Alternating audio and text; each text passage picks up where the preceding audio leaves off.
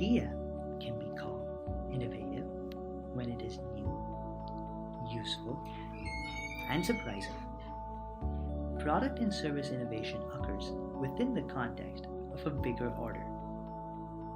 This could be the environment in which the product is used, the people who choose to interact with the product, and the value the people associate with the product itself.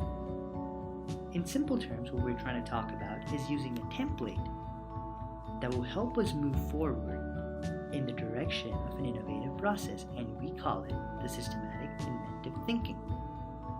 This thinking encourages us to innovate by starting with the solution and working backwards to the problem. In systematic innovative thinking, we call it function follows form. The function follows form principle makes us use the following thinking tools: subtraction, task unification, division, multiplication, and attribute dependency, and urges us to answer the questions: should we do it and can we do it? I want to try and use this structured thinking on a product that I selected. Drum roll please. A keyboard. Before we apply the SIT technique, it is important to know about the product that we are working with in depth. Keyboards and typing devices have come a long way.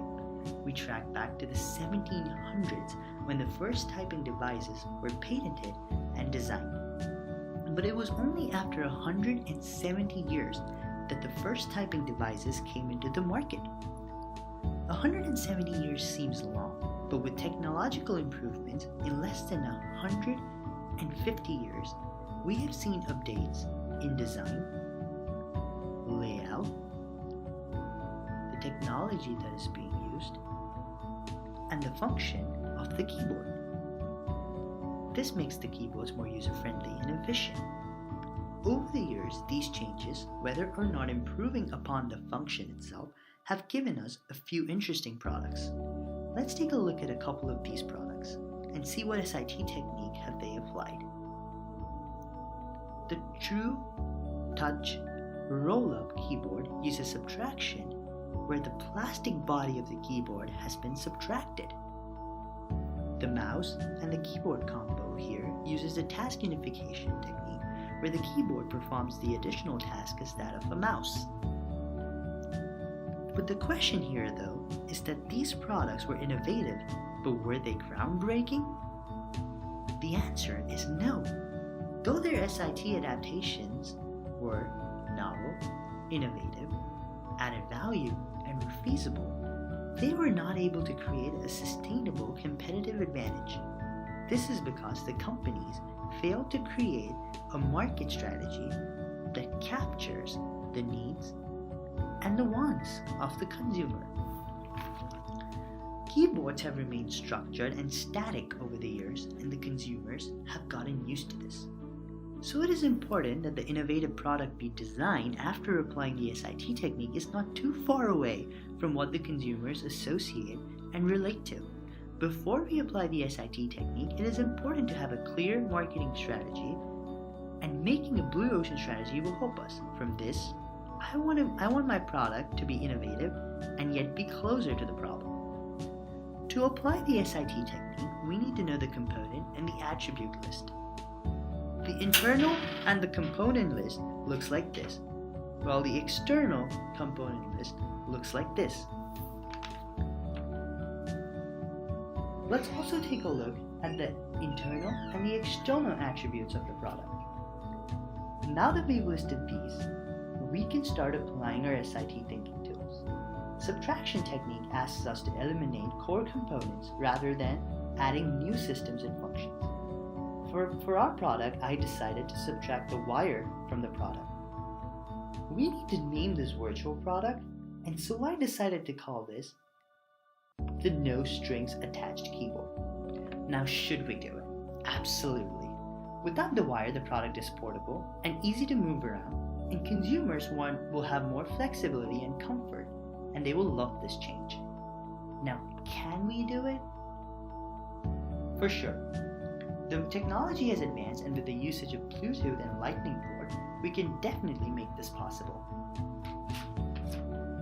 task unification is defined as the assignment of an additional task to an existing resource. The idea applied here is that the internal component, the alphabet key, steals the job of another internal component, the function key. The alphabet key performs its primary job, but also performs the additional job of that of the function key. This can also guide us to apply the subtraction technique again and remove the function keys altogether. And we can call this the multiple function keyboard.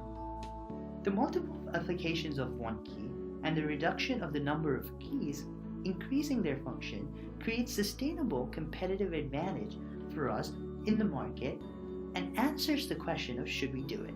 It's feasible and a little change in the hardware and the product design can answer the questions of can we do it.